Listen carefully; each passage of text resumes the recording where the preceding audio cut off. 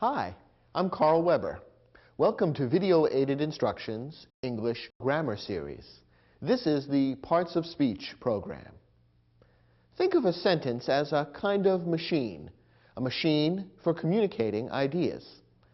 The machine is made out of parts that are called words. Now, if you were an auto mechanic, you'd have to know about the different kinds of parts that go to make up a car: the transmission, the carburetor, the ignition, the radiator, and so on. A car has to contain the right parts, properly installed and well maintained if it's to run. In the same way, a person who wants to communicate effectively must understand the different kinds of words that go to make up a sentence. These different kinds of words are called parts of speech. If you understand the parts of speech and how they fit together to make up a sentence, you'll understand how words are assembled to create sentences, and you'll be able to do so correctly and effectively. In this program, we're going to go through each of the different parts of speech and see how they work together to form English sentences.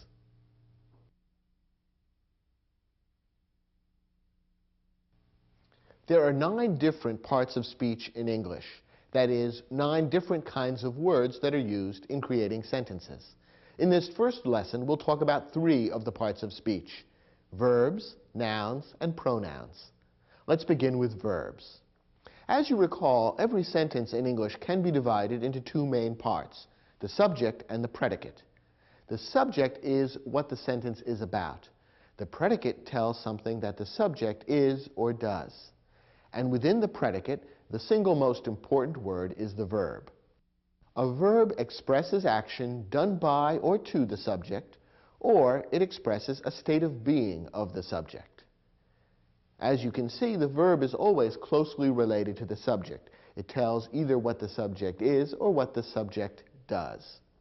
As you can imagine, there are many different kinds of verbs, because verbs express all kinds of actions, activities, or states of being on the part of the subject.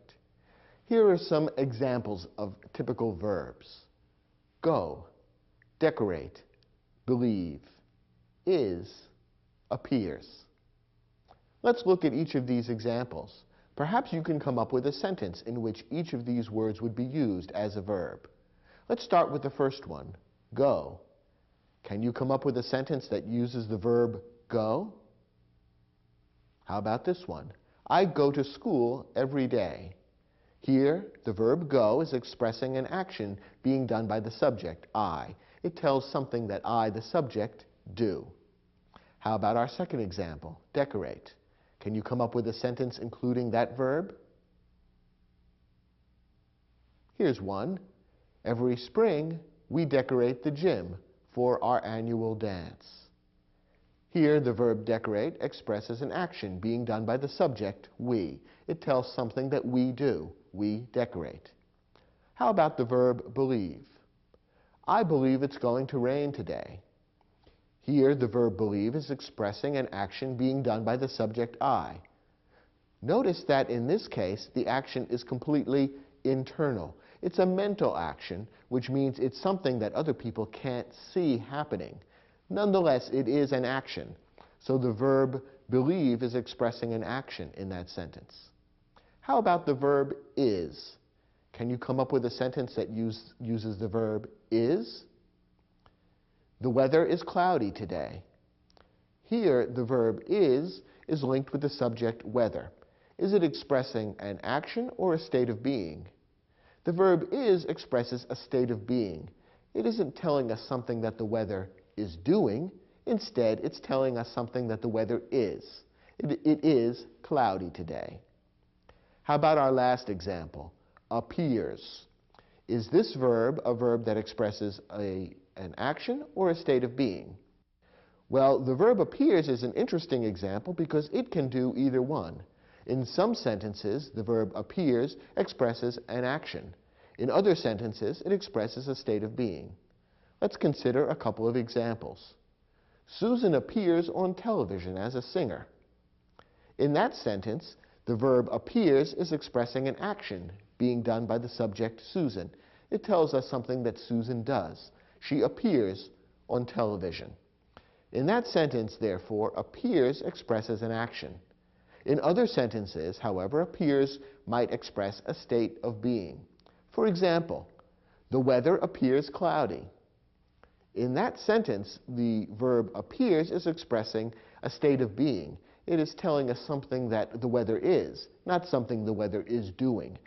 When we say the weather appears cloudy, we mean more or less the same as the weather is cloudy. So a verb like appears can be either a verb expressing an action or a state of being. And there are a few verbs like that in English which can go either way. They can express a state of being or an action.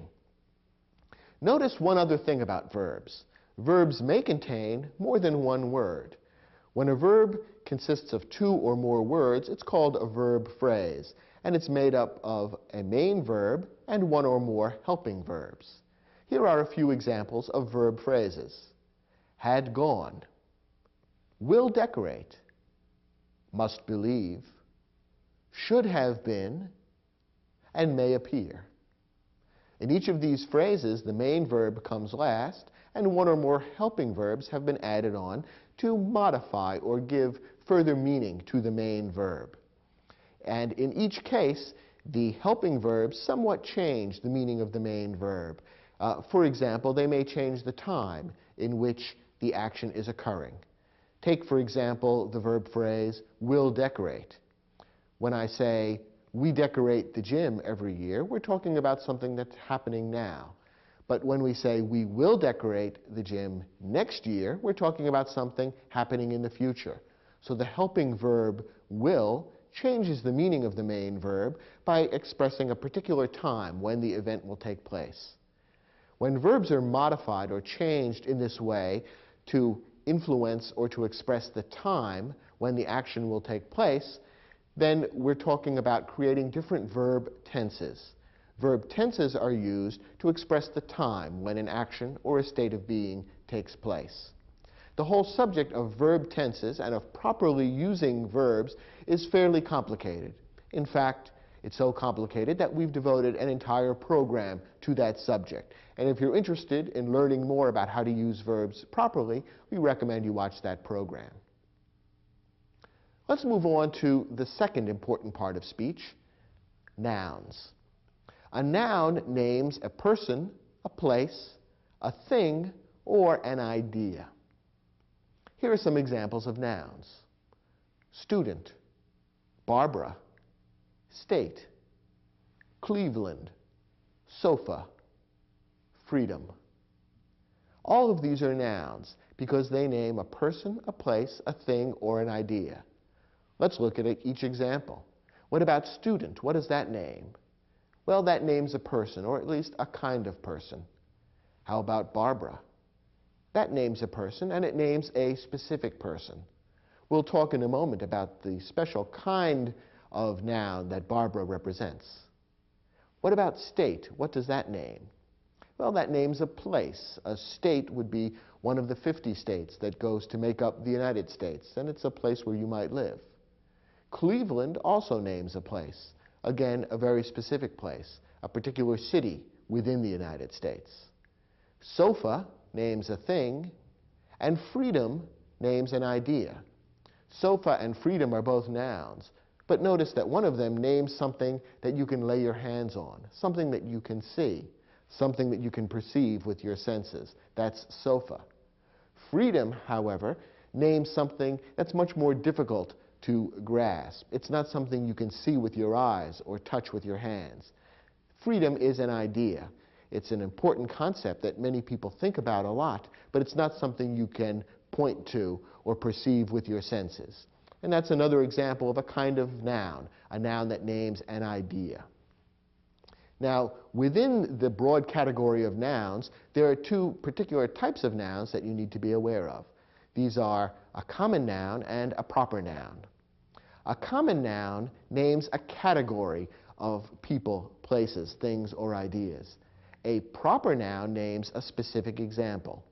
A proper noun normally begins with a capital letter. Therefore, it's important to recognize the difference between a common noun and a proper noun, since when you're writing them, you need to know whether to use a capital letter or not. We've already seen a couple of examples of proper nouns. Barbara, a moment ago, is an example of a proper noun. Why? Because it names a specific example of a person, rather than a category of people, like student. That's why when the name Barbara is used in a written sentence, it would begin with a capital letter.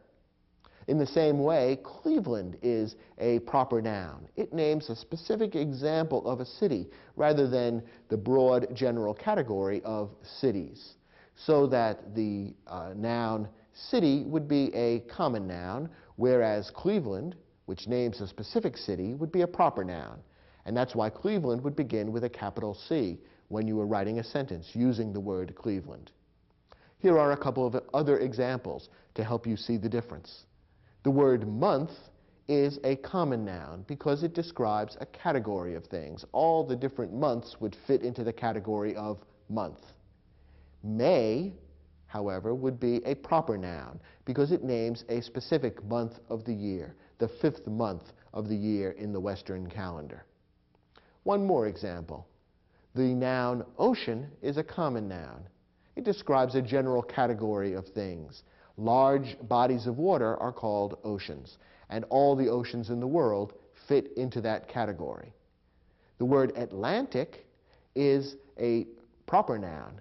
It names a specific example of an ocean, one particular ocean that's found in a certain place on the map. It's a vast place, of course, but nonetheless it's one and only one ocean. So Atlantic is a proper noun and would always be written with a capital A. One other thing to know about nouns is that nouns may be singular or plural. In English, we draw these two distinctions between a singular noun, which refers to one and only one thing, person, place, or idea, and a plural noun, which refers to a number of people, places, things, or ideas. Two or more would be plural. In English, most plural nouns are formed simply by adding the letter S to the end of the singular noun. So, for example, the common noun a sofa would be made plural simply by adding an S at the end and turning it into sofas. If you have one sofa in your living room, you would spell it S-O-F-A. If you have two sofas or more, you would add an S at the end and the word becomes sofas, which is plural for sofa. There are a few nouns that change their form from singular to plural in a slightly different way. Some, for example, don't end in the letter S at all. The common noun man becomes men in the plural. Similarly, woman becomes women in the plural, and child becomes children in the plural. Some other words do add an S at the end, but also change their spelling in some other way when they move from singular to plural.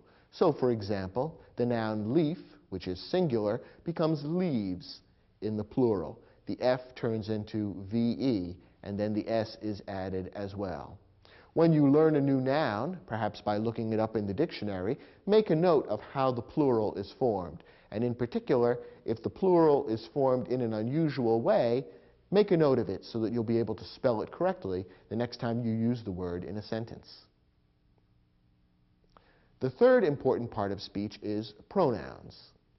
A pronoun is a word that takes the place of a noun or a group of nouns. Here are some examples of pronouns. He, she, it, we, they, some, any, who, which, someone. There are many more examples of pronouns and various kinds of pronouns.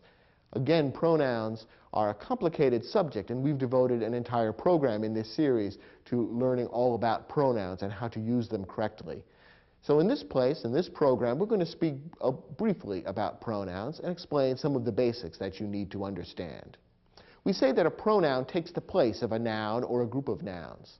Now, why would you want to use a pronoun in place of a noun or a group of nouns? The basic reason is to avoid unnecessary repetition. Suppose you were writing a story about someone named Mark, and Mark did a number of things in the story. It might get rather tiring to keep referring to Mark by name. Mark went for a walk. Mark walked in the park. Mark saw birds. Mark saw trees. Mark decided to go for lunch, and so on and so forth. By the time you finished reading one page of that story, the reader would be tired of hearing the name Mark repeated over and over and over again. Therefore, pronouns were invented to provide a little relief and a little variety. The second time you refer to Mark in that story, you don't have to use the noun Mark. Instead, you can substitute the pronoun he, or in other contexts, a pronoun like his or him. So, for example, your story about Mark could talk about Mark going for a walk and then saying, he decided to have lunch. He went with his brother, and they enjoyed lunch together. By using the pronouns he and his and they, the same nouns don't have to be repeated over and over again. The sentence becomes a little more enjoyable and interesting to read, and you don't have the boring repetition of the noun over and over again. So pronouns were invented basically as a way of adding greater variety to writing and making it unnecessary to keep repeating the same nouns over and over again. As you can see, a pronoun always refers back to some noun, or in some cases, a group of nouns. And it's important that the connection between the pronoun and the noun or nouns to which the pronoun refers be very clear. The word or words that a pronoun refers to is called the antecedent of the pronoun. Here are a couple of examples of how an antecedent works. Angela quickly ate her lunch. What pronoun do you notice in this sentence? The pronoun is her. Now, what noun does the pronoun her refer to? Or what noun does the pronoun her take the place of? It refers back to Angela. It takes the place of Angela because in writing this sentence, the author could have repeated that noun, Angela. The sentence could have said, Angela quickly ate Angela's lunch. But that sounds a little awkward and repetitious, doesn't it? So instead, the writer substituted the pronoun her for the noun Angela's and wrote, Angela quickly ate her lunch. That means that the antecedent of the pronoun her is Angela. Angela is the noun to which the pronoun her refers. And you'll notice that the two match in the following way. Is Angela a male or a female? Well, in English-speaking countries, the name Angela is normally used for a female, a woman, or a girl. And that's why the pronoun her has been used, because the pronoun her is also female. It refers to a woman or a girl. So the pronoun and the antecedent in this case have to match in terms of gender, that is, in terms of male or female. And in the special program all about pronouns, we'll talk more about the importance of making sure that a pronoun and its antecedent match in various ways. Gender is one of the ways in which the pronoun and its antecedent have to match. Here's another example. Jeremy asked Paul to give him a ride. What's the pronoun in this sentence? Here the pronoun is him. Now, can you tell what noun him substitutes for or refers back to? In this case, the pronoun him refers back to Jeremy. We can tell by reading this sentence that Jeremy is asking Paul to give Jeremy a ride. That's the logical interpretation of the meaning of the sentence. So the pronoun him refers back to an antecedent, Jeremy. It's always important when you use a pronoun to be sure that you're clear as to what the antecedent is, so you can make sure that the meaning of the sentence is clear, and so that you can make sure that the pronoun and its antecedent match in every way that's important, including gender. In these two sentences, the pronoun does match the antecedent, and therefore the pronoun is correctly used. In your study guide, we've provided an exercise to test and reinforce the information you've learned in this lesson. Please turn to your study guide and try your hand at that first exercise.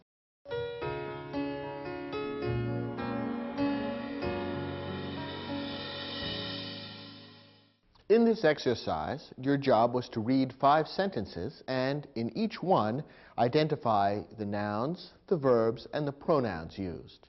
Let's see how well you were able to carry out this assignment. Let's look at the first sentence. When Nicole read the letter, she realized that she must change the plans for her vacation. Let's begin with the nouns. how many nouns did you identify in this sentence? This sentence actually contains 4 different nouns. The nouns are Nicole, letter, plans, and vacation. One of these nouns is a proper noun.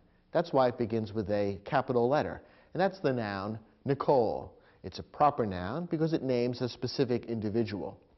All the other nouns in this sentence are common nouns. They name categories of things, and that's why they don't have to begin with capital letters.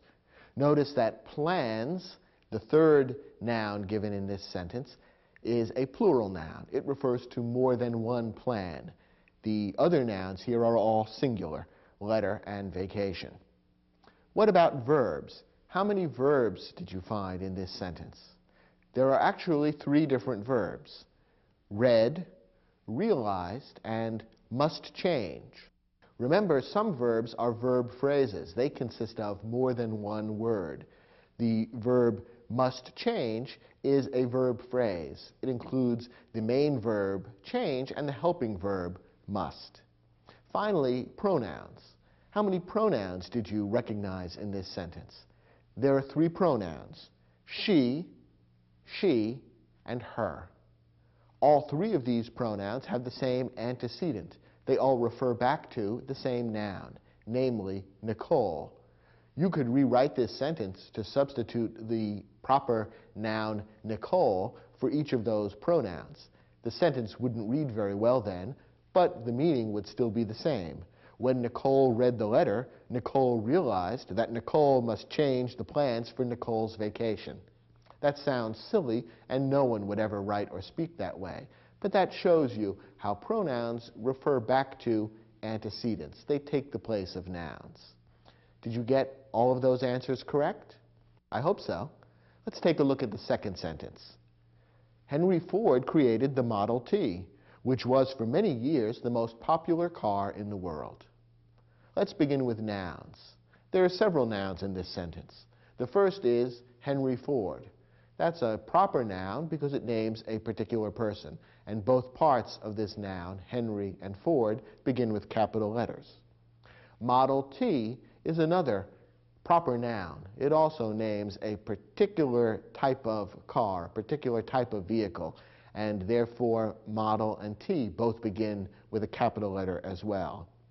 Years, car, and world are also nouns. Those 3 also name general categories of things, and these are common nouns. That's why they don't begin with capital letters.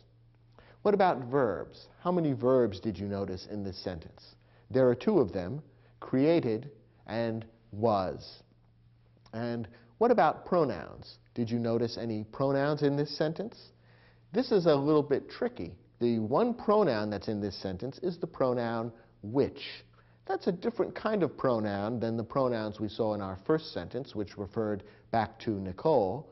In this case, the pronoun which is a special kind of pronoun known as a relative pronoun. It's not important for you to remember the term right now, but generally speaking, relative pronouns are used to connect one clause or one part of the sentence to another. And in this case, you can see that the relative pronoun which connects the first and the second parts of this sentence together. The pronoun which refers back to Model T. The Model T was for many years the most popular car in the world. So a relative pronoun does have an antecedent, just like the personal pronouns that we saw in the previous sentence. Again, it's not important right now to learn the names of the different types of pronouns, but it's good to recognize that a word like which acts more or less the same way as a noun, but which takes the place of a noun, is in fact a pronoun, just as she or he are pronouns. Let's look at the third sentence. Is anyone in your class interested in attending next week's seminar on Italian painting? Again, let's begin with nouns. Which nouns did you recognize in this sentence?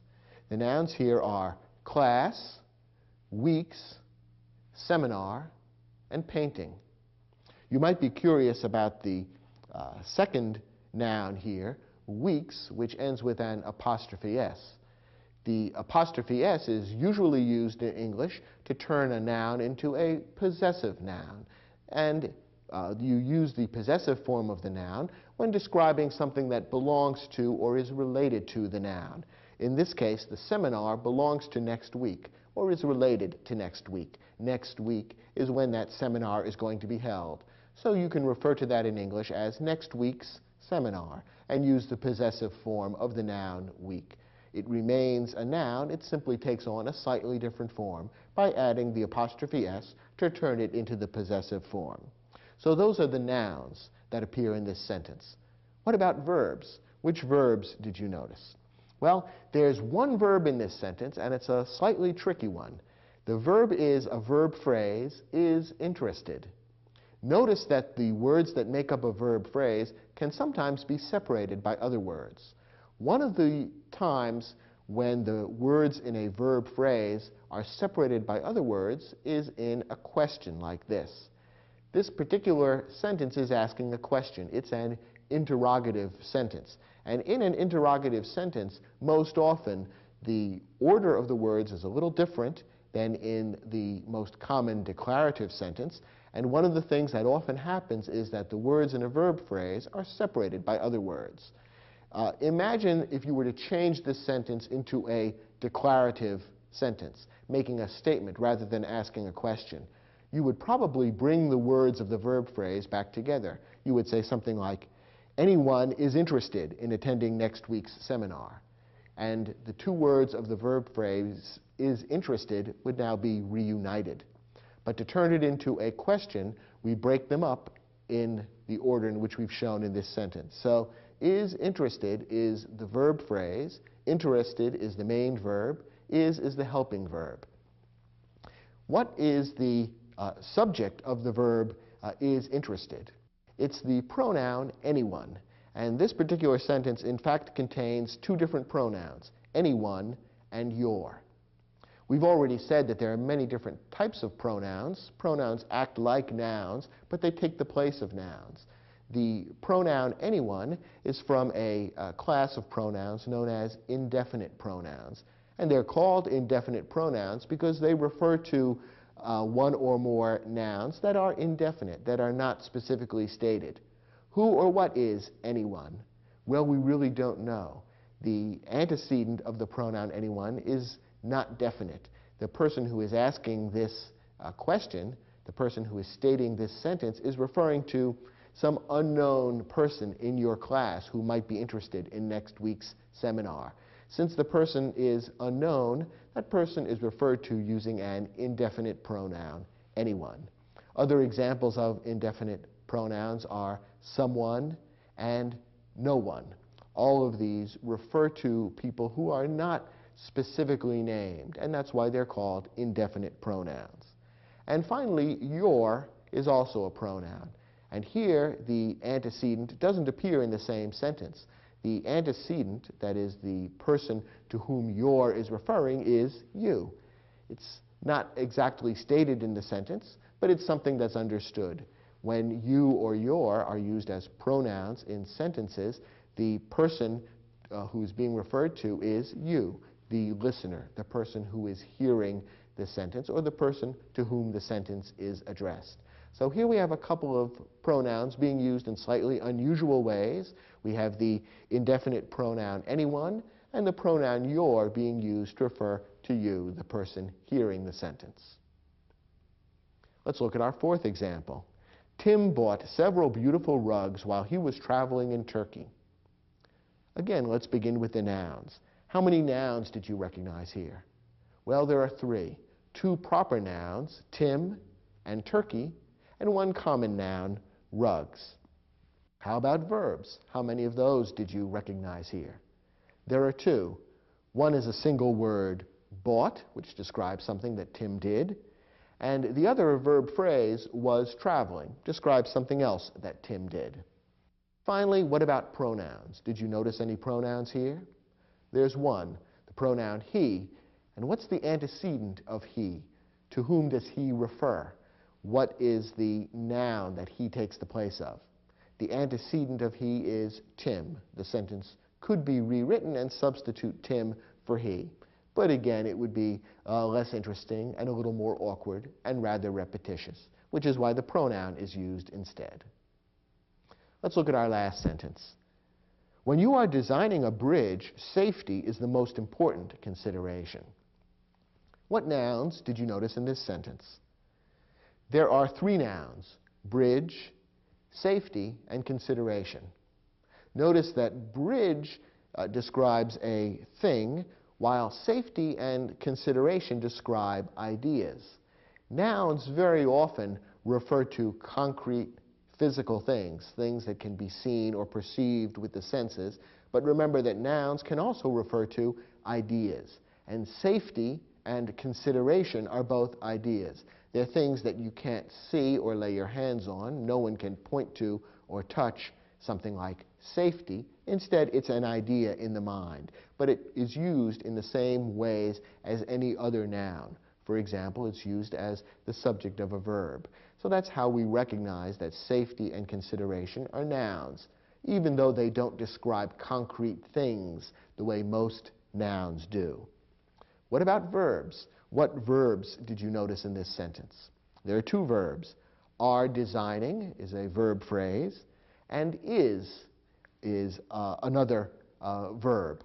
Are designing, of course, describes an action being taken by you, the subject of the verb. Is describes a state of being that affects the subject of that particular verb, which is safety. And finally, pronouns. Are there any pronouns in this sentence? You is the only pronoun, and once again, its antecedent, the thing it refers to, is you, the person who is hearing the sentence. How many of these identifications did you get right? I hope most or all of them. If you're ready now, let's move on to Lesson 2.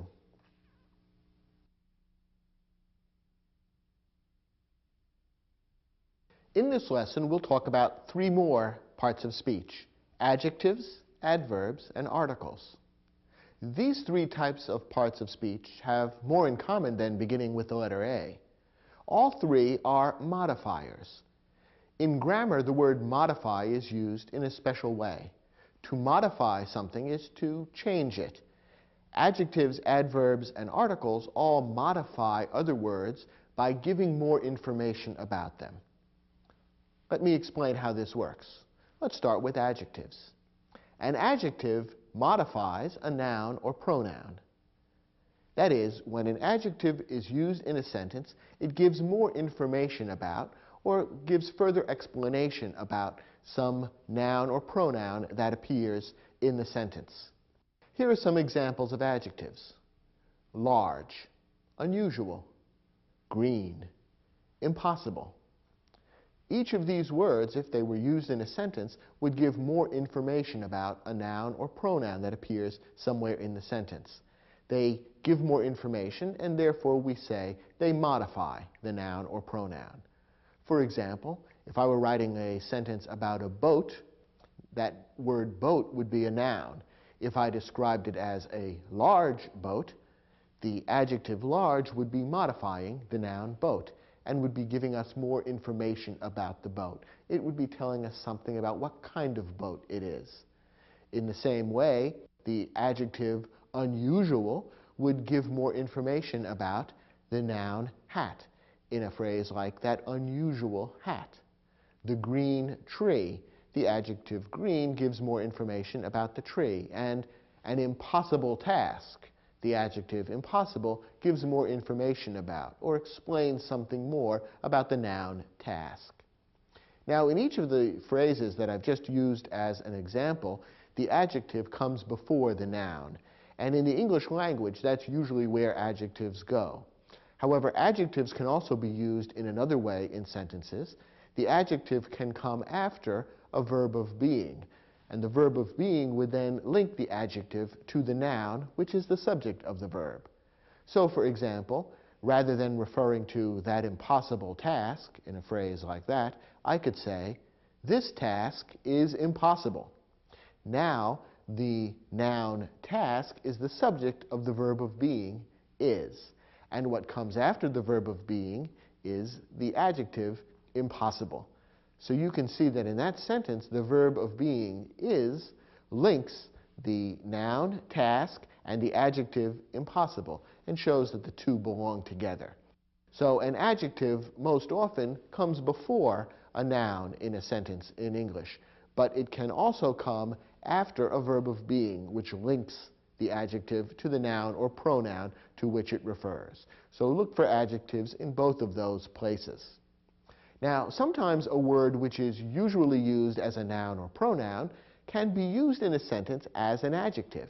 That is, it can be used in such a way as to modify a noun or pronoun, or to give more information about that noun or pronoun. Let me show you a couple of examples to illustrate what I mean. Look at this sentence. I like to watch baseball. Now, in that sentence, the word baseball is a noun. It's a thing, an activity that I like to watch. I guess you might describe it as an idea that's being named by the noun, baseball. However, now look at the same word baseball in this sentence. Willie Mays was a great baseball player. How is the word baseball being used in this sentence? Well, in this case, the word baseball is not being used as a noun. It's not describing a thing that I like to watch or that Willie Mays did. Instead, it's being used as an adjective to give more information about a noun that appears elsewhere in the sentence. The noun is player. Willie Mays was a player. What kind of player was he? Well, there are actually two adjectives here that give more information about what kind of player Willie Mays was. He was a baseball player, and he was a great player. So those two adjectives, great and baseball, are being used to modify or give more information about the noun player. Player is a word describing a kind of person. It's a noun. And great and baseball are both being used as adjectives in this sentence.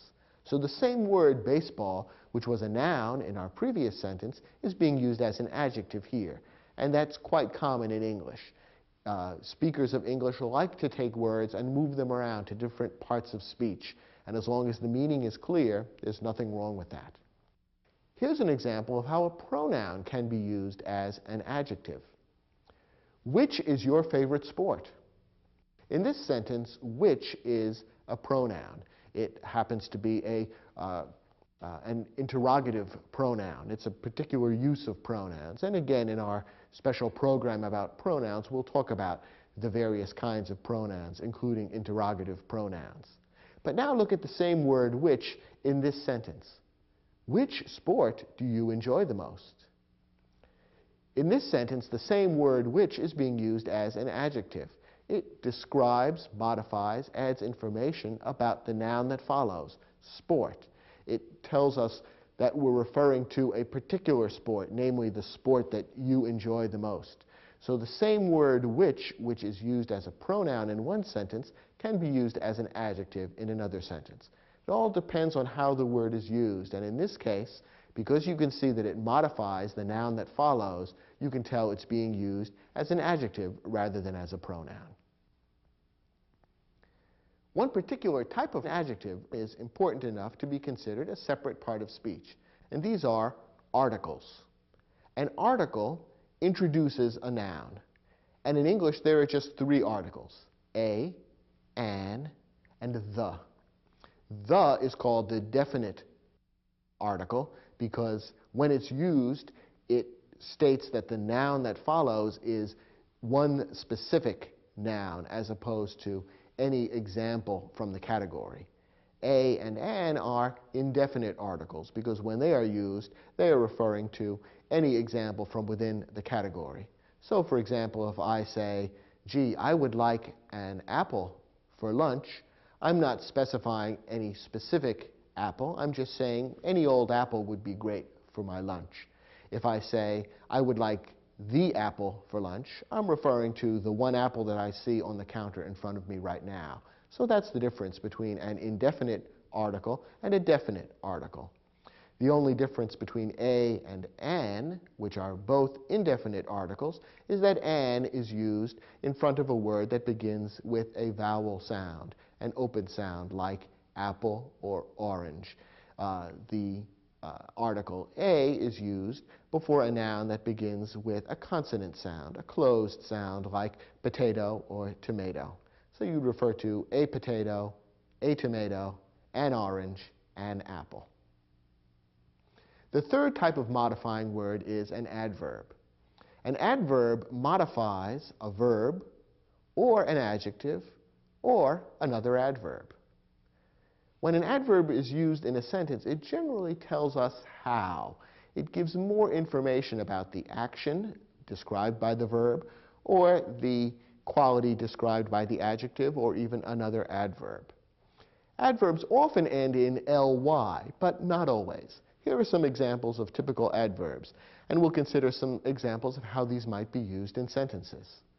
Adverbs include words like quickly, soon, very, rather, to, and not. That last example of an adverb, not, is one of the most commonly used. It often is used to interrupt a verb phrase. In other words, the word not is used in between words of a verb phrase, and when it's used in this way, it is negating the meaning of the verb phrase. It turns the verb from something that is happening into something that is not happening. And in fact, in the sample, in the way I just used the word not, that illustrates how the word not, the adverb not, is used to interrupt a verb phrase. We could refer to something that is happening, and is happening is the verb phrase, or something that is not happening. And by inserting the adverb not in the middle of the verb phrase, we turn the phrase into a negative rather than a positive. Adverbs are most often used to modify verbs. They tell how the action occurred. So, for example, you might say, he walks quickly. Here we have the adverb quickly, and it modifies or gives more information about the verb walks. Walks describes an action in this sentence, and quickly tells us a little bit more about what that action is like. It's a quick walk. It's walking that is being done quickly. It tells us how the walking is being done. So quickly, the adverb modifies the verb walks in this sentence. Notice how adverbs can also be used to modify adjectives or even other adverbs. Compare the sentence we just said, he walks quickly, with the following other sentences to see how these combinations of words can work together. He walks quickly. Quickly is an adverb modifying the verb walks. Now let's say he is quick. The word quick, what part of speech is that in this sentence? In this sentence, the word quick is an adjective. It describes he, the pronoun he. It modifies he, tells us something about him. He is quick. And it follows the linking verb be and links the pronoun he with the adjective quick. So he is quick gives us a pronoun, a verb, and an adjective. Now what about this sentence? He is very quick. This is the same sentence except that the word very has been inserted. What part of speech is the word very? Well, very is an adverb. It's one of the more common adverbs, and in this case, the adverb very modifies or refers to the adjective quick. How quick is he? He's very quick. It gives us more information about that adjective. It tells us exactly how quick he is. So in this case, we have an adverb very, which modifies an adjective. That illustrates how an adverb can sometimes modify an adjective. Finally, look at this sentence. He walks too quickly for me. Let's look at this sentence. He walks too quickly. What about the word quickly? Let's analyze that to begin with. What part of speech is that? Well, we've seen that words that end in ly are very often adverbs, and quickly is an adverb. What word does it modify in this sentence? It modifies the verb walks. It tells how he walks. He walks quickly. So quickly in this sentence is an adverb modifying the verb walks. Now what about the word too? He walks too quickly.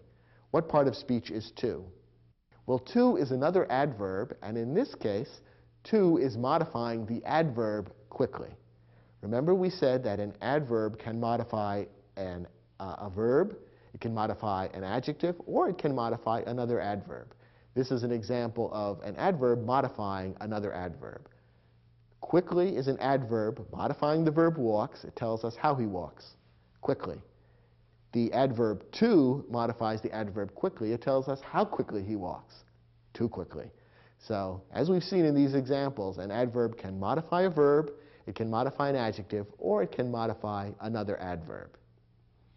Notice that the adverb not, which we've mentioned as one of the most important and common adverbs, is often contracted to N''T.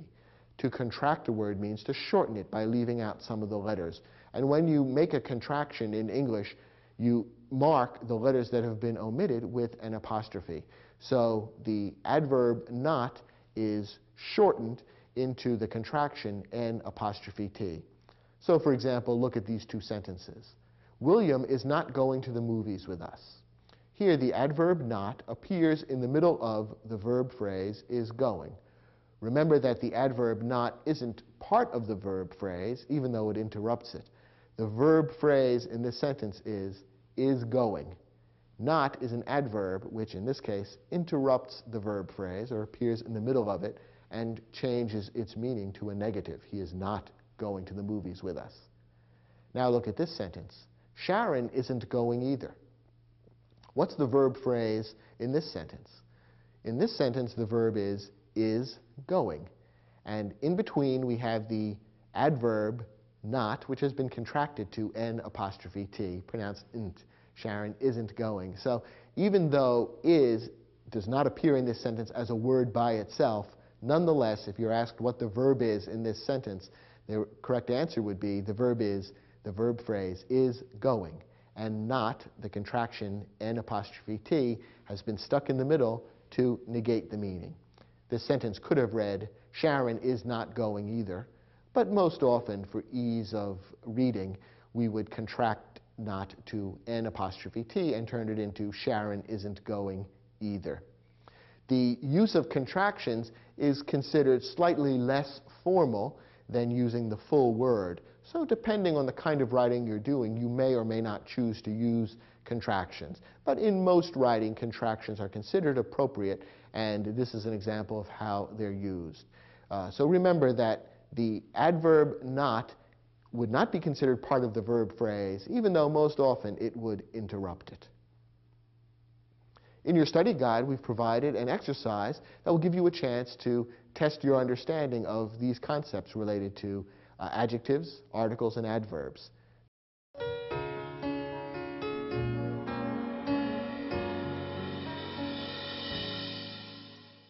In this exercise, your job was to identify each adjective, each article, and each adverb in the sentences. Let's go through them one by one. First, when water in a lake is deeply tinged with red, a heavy growth of algae is present. Let's start with adjectives. Well, there are a few adjectives here, and recognizing them may be tricky in at least one instance. Heavy is an adjective. It refers to or modifies the noun that follows, growth. And present is another adjective. Remember we said that adjectives sometimes appear after a verb of being. The verb of being links the adjective to the noun that comes before the verb of being. So the adjective present refers back to the growth. The growth is what is present. So the noun growth and the adjective present are being linked together by the linking verb, or the verb of being is.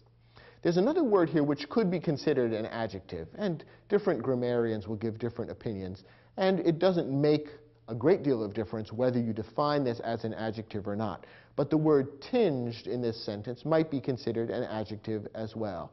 There are really two ways of looking at this. In this particular sentence, you could say that is tinged is a verb phrase referring to the water having been tinged or colored. And is tinged could be considered a verb phrase in which tinged would be the main verb and is would be a helping verb. Another way of looking at this would be to consider is as a verb of being which links water with an adjective, tinged, meaning colored.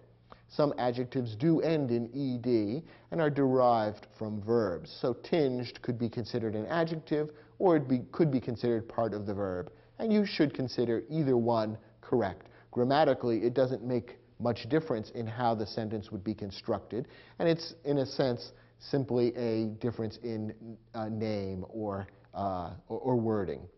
So those are the adjectives in the sentence. You might have been tempted by the word red, because the word red is often used as an adjective. You might refer to the red ball that came bouncing down the street, in which case red is an adjective describing the noun ball.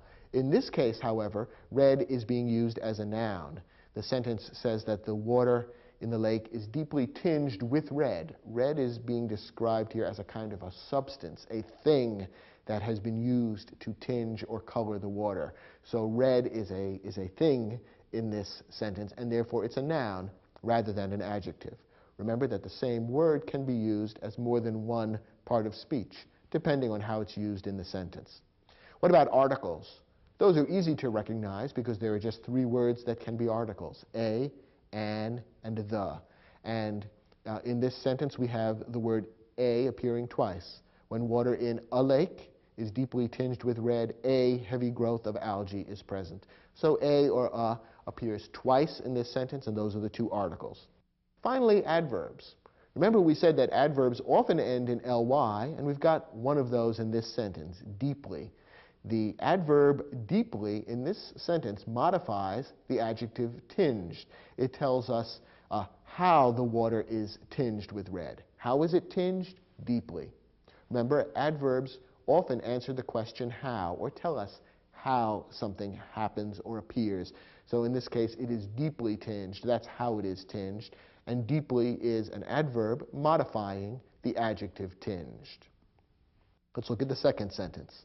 If Peter has enough free time next summer, he will visit southern Italy on his vacation. We have three adjectives in this sentence. Free is an adjective modifying the noun time. It tells what kind of time, free time. Next is an adjective modifying the noun summer. It tells us what summer, which summer, next summer. It gives more information about the summer being referred to. Finally, southern is an adjective. It modifies the proper noun, Italy. It gives us more information about Italy, or it tells us more about Italy. What part of Italy? Southern Italy. There's no article in this sentence. The words a, an, and the don't appear, but there is one adverb, enough. The adverb enough, in this case, modifies the adjective free. Remember, we saw that free is an adjective modifying the noun time. Enough is an adverb giving us more information about free, or about the free time.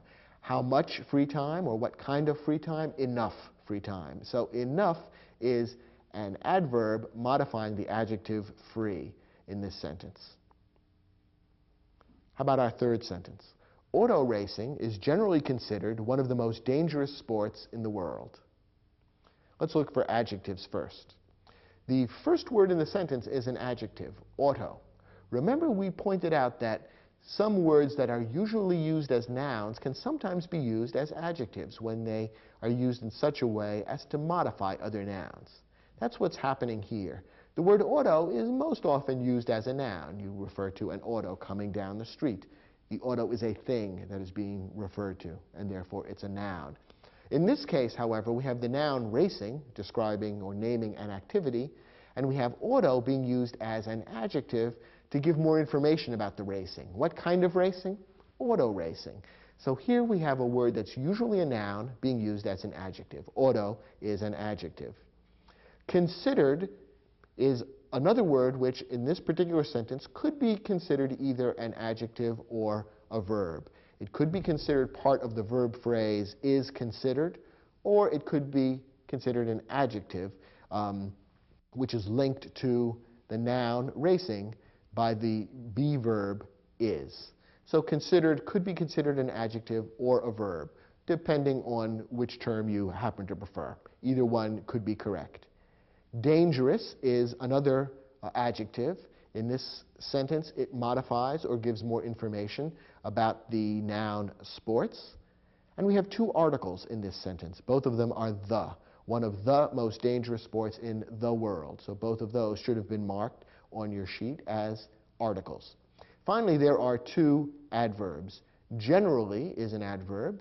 Again, notice the ending ly, which is commonly found on adverbs, and it modifies the adjective considered. How or when is it considered a dangerous sport? Generally. So it gives more information about that adjective considered. And remember, a word that modifies an adjective is an adverb. And most is another adverb. We're told that auto racing is generally considered one of the most dangerous sports in the world. So it's a dangerous sport. Dangerous is an adjective. And how dangerous? Most dangerous. So most is an adverb which gives more information about the adjective dangerous. An adverb modifying an adjective. Let's look at our next sentence. Silver Blaze was recently selected as the best story about the adventures of the famous detective Sherlock Holmes. We've got a number of adjectives here. The first one is the first word in the sentence, silver. We can see from the way it's being used here that silver is an adjective giving information about the noun blaze. What kind of blaze? A silver blaze. Silver is a word describing a color, and color words very often are used as adjectives. Selected could be considered an adjective. Once again, it's on the borderline between an adjective or a verb. Best is an adjective. It modifies or gives more information about the noun story. And famous is an adjective. It modifies or gives more information about the noun detective. So silver, selected, best, and famous could all be considered adjectives. We have three articles in this sentence. All of them happen to be the word the. The best story about the adventures of the famous detective Sherlock Holmes. And there's one adverb, recently. Again, it has the telltale ly ending, and it tells more about or modifies the adjective selected. When was it selected? Recently. So it gives more information about the adjective, it modifies the adjective, and that makes it an adverb. And our final sentence. The veterinarian arrived too late to save the injured bird. We have one adjective in this sentence, injured. It gives more information about the noun bird. It tells us something more about the bird. We have two articles, both of them the word the. And finally, we have two adverbs here. One adverb is the adverb late. What word does that adverb late modify?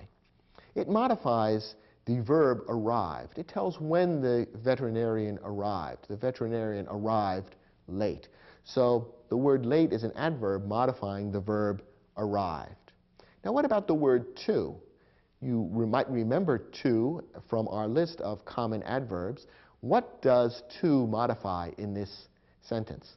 Well, in this sentence, to modifies the adverb late. How late did the veterinarian arrive? Too late. So it gives more information about the adverb late. And remember, an adverb can modify a verb, it can modify an adjective, or it can modify an adverb. So in this case, we have one adverb late modifying the verb arrived, and then we have another adverb to modifying the adverb late. Two adverbs in a row, too late. Did you get most of these words correct? I hope so. When you're ready, let's move on to the next lesson.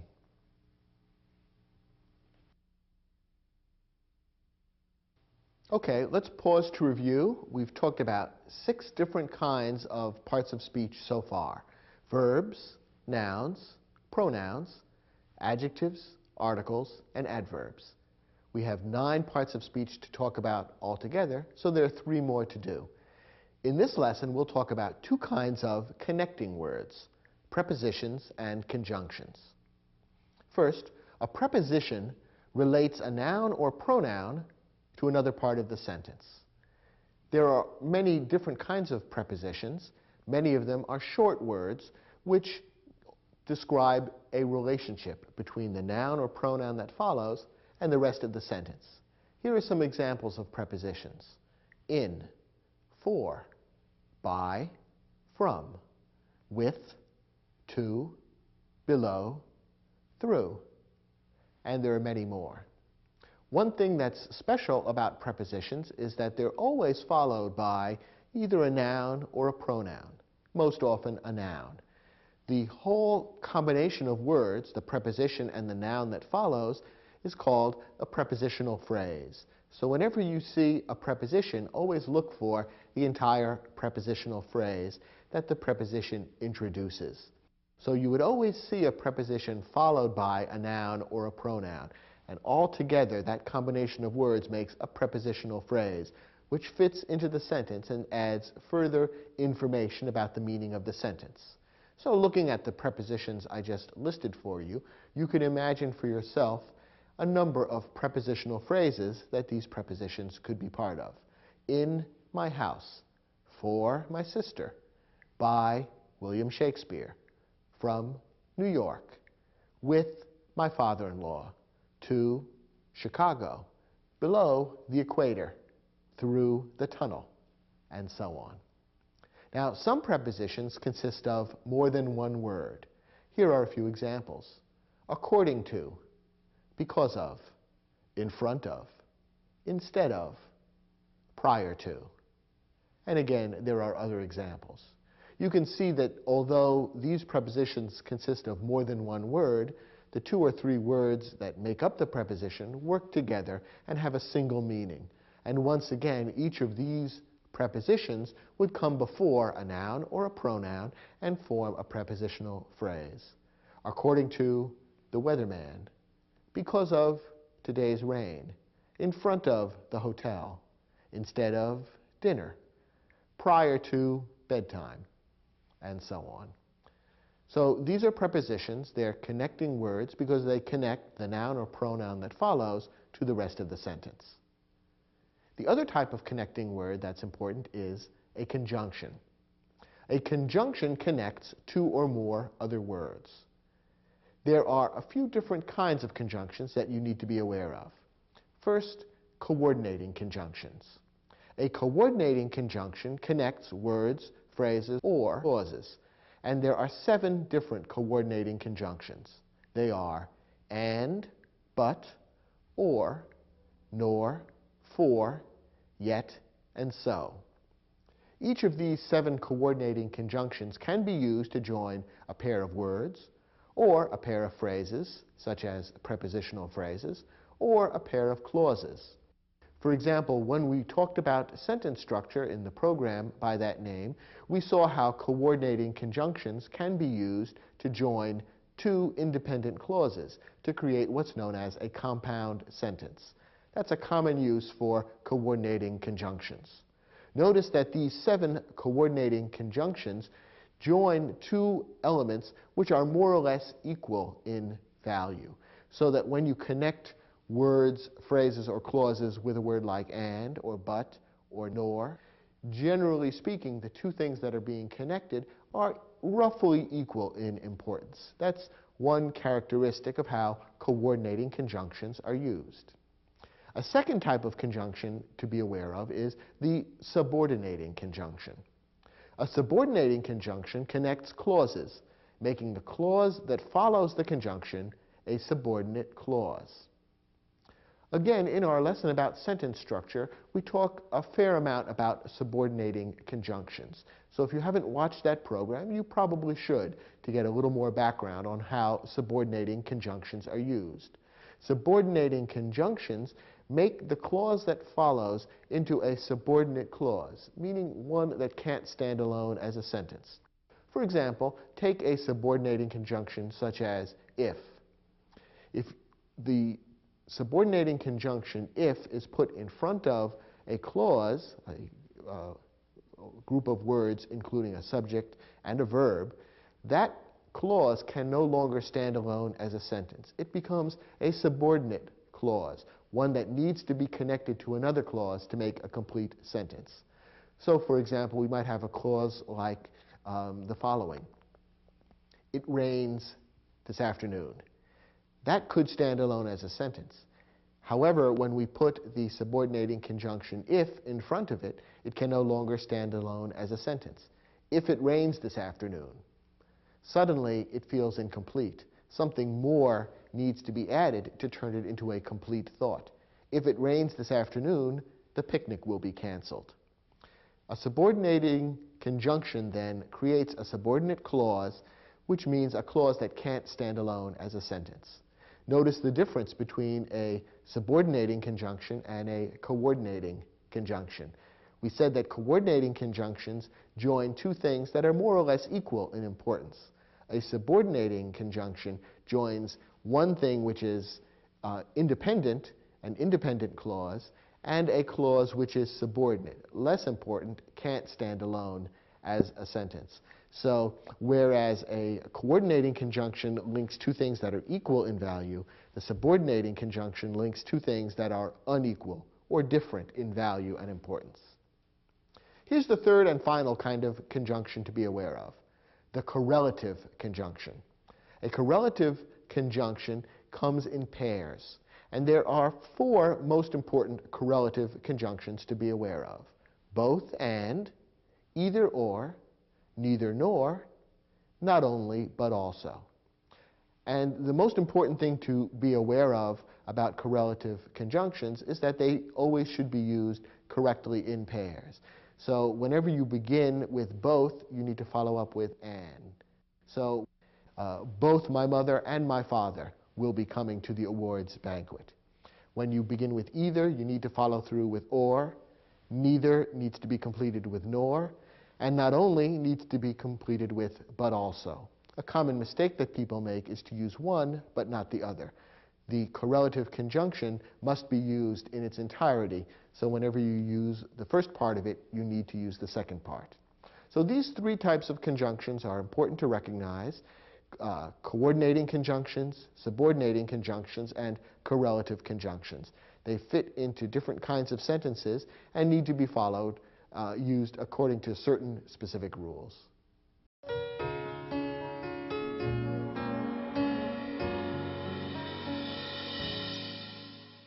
For this exercise, your job was simply to identify the conjunctions and the prepositions that appear in these sentences. Let's start with sentence 1. If gasoline prices keep rising, driving to work will become more and more expensive. Well, there are two conjunctions in this sentence. The sentence begins with a subordinating conjunction, if. That's one of the most common subordinating conjunctions. It introduces a clause which is a subordinate clause, a clause that can't stand alone as a sentence. If gasoline prices keep rising, that can't stand alone as a sentence. It's a subordinate clause, and the word that introduces it is a subordinating conjunction, if. The other conjunction is and. Remember that there are 7 coordinating conjunctions which connect words or phrases or clauses that are more or less equal in importance. Here, and is connecting the word more and more expensive. And is the most common of the 7 coordinating conjunctions. So that's the second conjunction that appears in this sentence. There's one preposition, to, driving to work.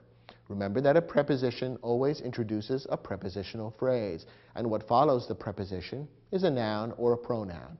In this case, work is a noun. Work is one of those words that can be used as more than one part of speech. Work is often used as a verb. When you say, I work in the garden, you are using it as a verb because it describes action. In this case, driving to work uses work as a noun. Here, in this case, it almost describes a place. That's where you are driving to, work. So work is a noun in this case. It's the object of the preposition to. The whole thing is the prepositional phrase, to work. So to is the preposition here. Let's look at the next sentence. In my opinion, Picasso was the greatest painter of the 20th century and one of the greatest of any era. There's just one conjunction in this sentence. It's the common coordinating conjunction, and. It appears near the end of the sentence. However, there are 4 prepositions, and in fact, prepositions often appear in large numbers in sentences. Many sentences have several prepositional phrases, and this sentence illustrates that. In my opinion is the first prepositional phrase. In is the preposition. Of the 20th century is a prepositional phrase, beginning with the preposition of and ending with the noun century. Of the greatest is another prepositional phrase, and of any era is a prepositional phrase. So the 4 prepositions here are in, of, and of. Notice that this sentence includes 4 prepositional phrases, 3 of which begin with the preposition of, and yet the sentence doesn't sound terribly repetitive or awkward, does it? In my opinion, Picasso was the greatest painter of the 20th century and one of the greatest of any era. It sounds fine. And that illustrates the fact that in English, it's easy to use several prepositional phrases in a sentence and create a sentence whose meaning is clear and which sounds perfectly correct and easy to read. So there's one of the lessons of this particular program, that prepositional phrases are very versatile and are good to use to express complicated meanings in English. Here's our third sentence. Neither the coach nor the players could explain the dismal performance turned in by the soccer team against their local rivals. This sentence you might have found a little more tricky. There is a conjunction in this sentence that might have been a little difficult for you to recognize. This is a correlative conjunction. Remember, those are conjunctions that work in pairs, and the correlative conjunction appears near the beginning of the sentence, neither nor. Remember, we said that when you use neither, you have to always follow up with nor. Those two words always belong together, so when you begin with neither, you need to use nor within a few words. So in this sentence, the correlative conjunction neither nor has been used correctly. Neither the coach nor the players. The correlative conjunction in this case is being used to connect two nouns, coach and players. We don't have any other conjunctions in the sentence, but we do have two prepositions, introducing, of course, prepositional phrases. By is the first preposition, introducing the prepositional phrase by the soccer team, and against their local rivals. Against is the preposition, and against their local rivals is the prepositional phrase. You might have been confused by the use of the word in. The word in can sometimes be a preposition. You could say, in my house, and there you have a prepositional phrase beginning with the preposition in and ending with the noun house. However, in this sentence, the word in is actually part of an idiomatic phrase. I use that expression, although I haven't used the word idiomatic previously in this program. In this case, the sentence refers to the dismal performance turned in by the soccer team against their local rivals. I think you can hear that the word in is really linked here to the verb turned, and together the word turned in, or that phrase, creates a kind of a verbal idiom, which means the performance registered by the soccer team, or the performance that the soccer team gave that day. So turned in, rather than in being a preposition introducing a prepositional phrase, turned in instead is kind of a verbal phrase, idiomatic, meaning that's just an expression that's used in English, and the word in this case, is not being used as a preposition, but rather is connected to the verb turned, and the whole thing becomes a verbal idiom with a particular meaning, the two words being connected almost as one thing. So the word in there might have been tempting to be marked as a preposition, but the way it's used in this sentence, it really doesn't operate that way. Remember, a preposition would always be followed by a noun, which isn't the case here. Our next sentence. According to most surveys, parents usually prefer sending their children to schools located in the neighborhoods where they live. Well, there are two clauses here, and the second clause is introduced by a subordinating conjunction. Remember that a clause is any group of words that includes a subject and a verb. And this sentence ends with the clause, where they live. That's a subordinate clause. It contains the verb live, the subject they, and it begins with the subordinating conjunction where. Because of that subordinating conjunction, this clause can't stand alone as a sentence. You couldn't say where they live and leave that alone as a sentence. The word that begins it, where, is the subordinating conjunction, which turns it into a subordinate clause. There are also three prepositions in this sentence, and the first one is made up of more than one word, according to. That introduces the prepositional phrase, according to most surveys. The noun surveys concludes the prepositional phrase, and according to, those two words work together as one preposition. To is another preposition, to schools, and in the neighborhoods is the third and final preposition in this sentence. Now our last example. We missed the last bus of the night, so we traveled to Oakland by taxi instead. In this sentence, we have two independent clauses joined by a coordinating conjunction. The first clause is, we missed the last bus of the night.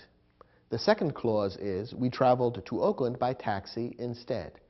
Both are independent clauses because each could stand alone as a sentence.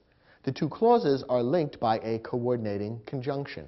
So, remember there are just 7 coordinating conjunctions: and, but, or, nor, for, yet, and so. And your choice of which one to use will depend on the meaning of the sentence. Here, the word so makes sense. And remember that coordinating conjunctions link two things that are more or less equal in importance or meaning, and that's the case here. In addition, the sentence contains 3 prepositions: of, in the prepositional phrase of the night, to, in to Oakland, and by, in by taxi. So there's 1 coordinating conjunction and 3 prepositions in this sentence.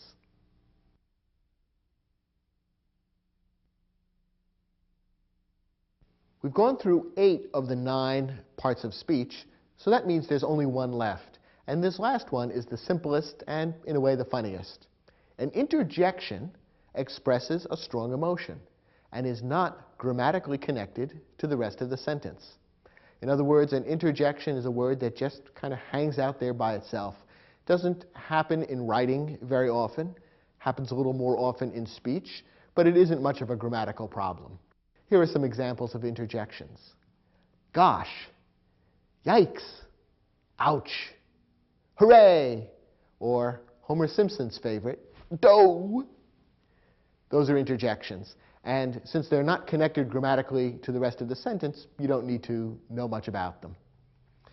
Recognizing parts of speech is, for some students, a little tricky. Why is it important to be able to recognize parts of speech in a sentence?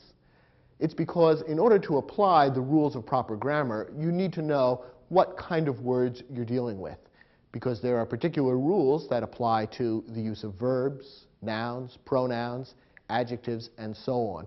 We've already talked a bit about some of those rules, and in all the other programs that are part of this series, more of those rules and their applications will be explained. So being able to recognize parts of speech in the sentences that you write is rather important. Here are a couple of tips about how to recognize parts of speech in sentences that you're writing. First, the easiest thing to find is usually the main verb. So look for the verb that appears in the sentence when you're trying to identify parts of speech in your sentences.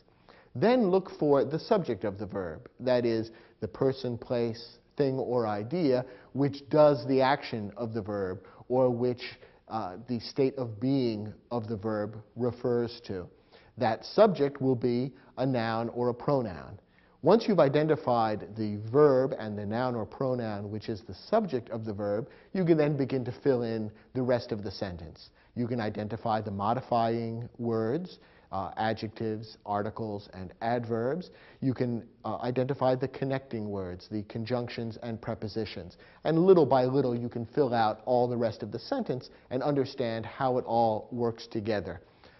So begin by identifying the verb, then look for the subject of the verb, and gradually fill in the other parts of the sentence. That's usually the easiest way to understand the structure of a sentence.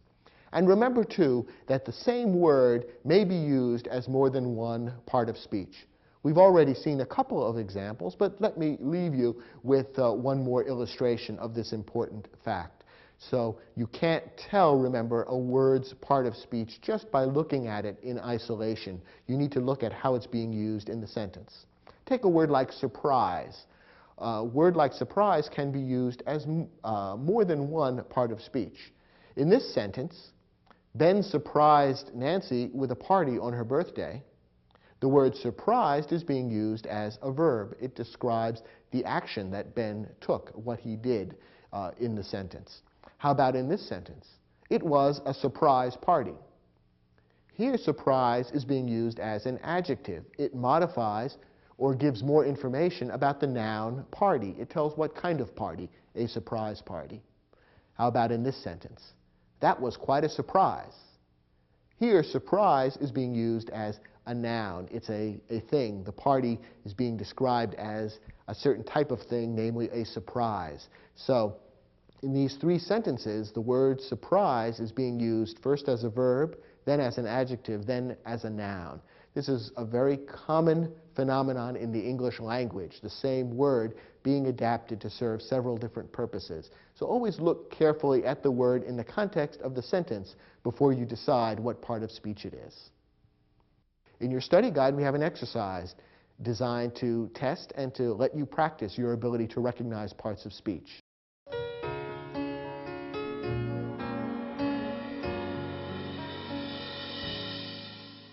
Let's look at the first sentence and then decide what part of speech each of these words represents.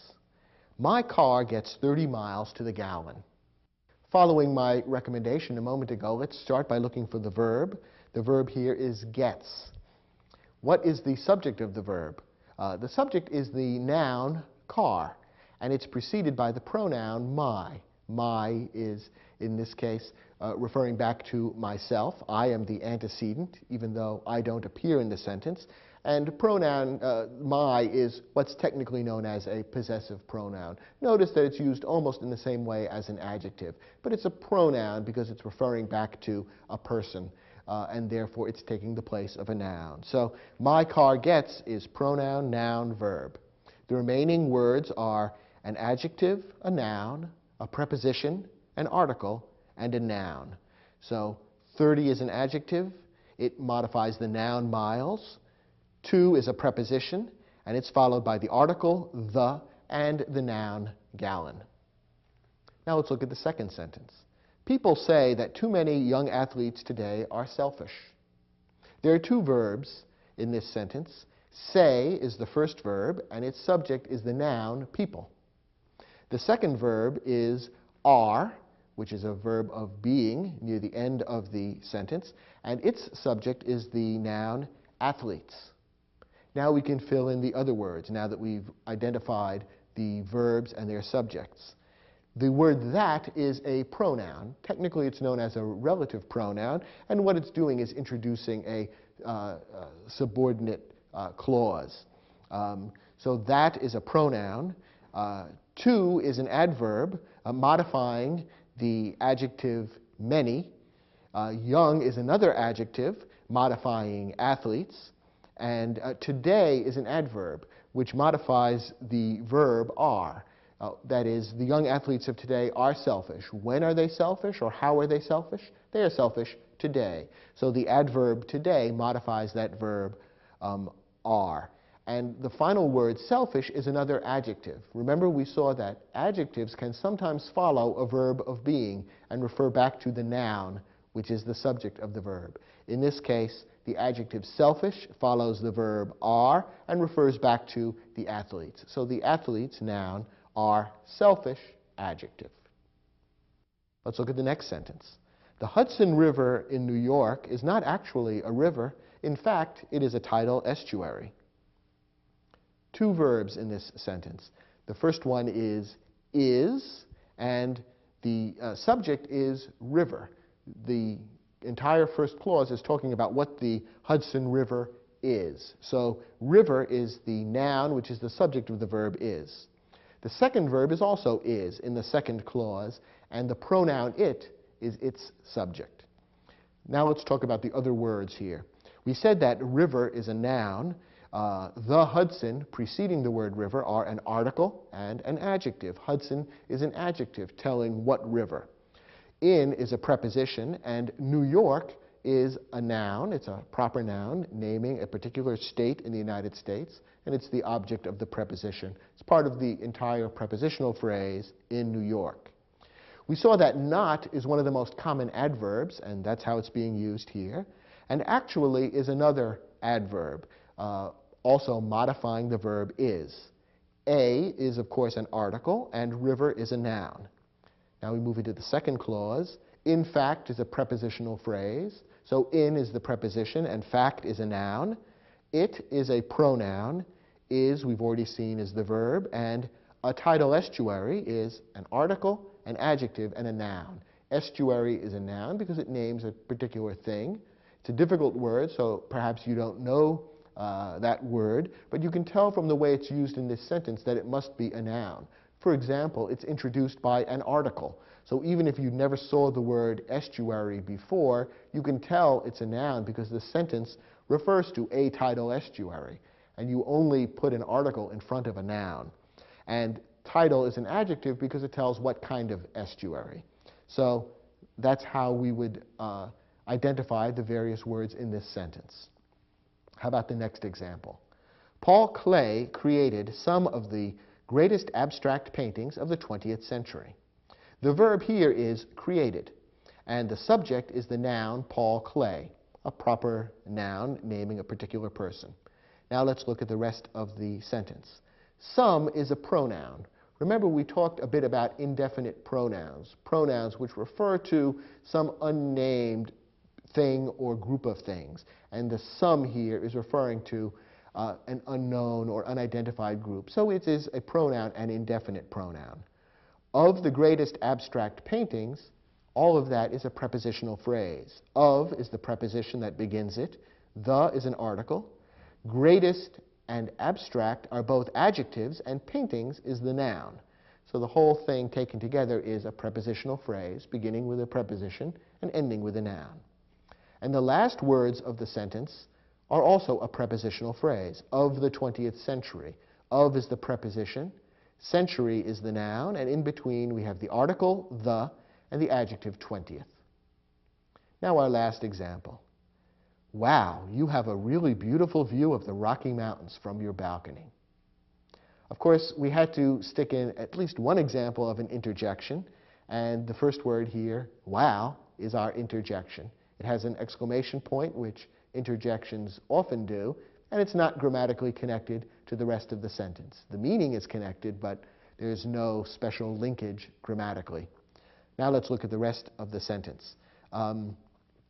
The verb is have, and the subject of the verb is you, which is a pronoun. So you have, pronoun and verb, that's the heart of the sentence. Let's look at the rest of what's here. A really beautiful view. A is an article, of course. Really is an adverb, and beautiful is an adjective. All of this goes to modify the noun view. Beautiful is an adjective modifying view, and the adverb really modifies the adjective beautiful. How beautiful? Really beautiful. So any word that modifies an adjective would be an adverb, and that's what really is. Of the Rocky Mountains is a prepositional phrase. Of is the preposition. The is an article. Rocky is an adjective, and mountains is the noun, which Rocky modifies. So of the Rocky Mountains begins with a preposition, ends with a noun, prepositional phrase. And the sentence ends with one more prepositional phrase, from your balcony.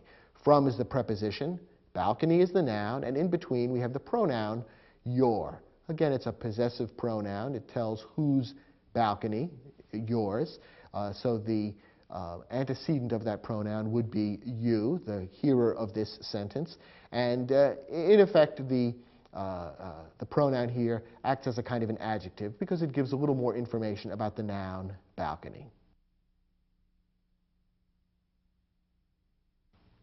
You now have a pretty good idea of how these 9 different parts of speech are fitted together to create English sentences. In a way, it's amazing, isn't it, that just 9 different kinds of words can be put together in different combinations to express almost any conceivable human emotion or idea. In the other programs in this series, we'll provide you with additional pointers and rules to follow in selecting among these 9 parts of speech and fitting them together to create English sentences that express your meaning accurately and that are also grammatically correct. I hope you've found this program enjoyable and helpful, and thanks for watching.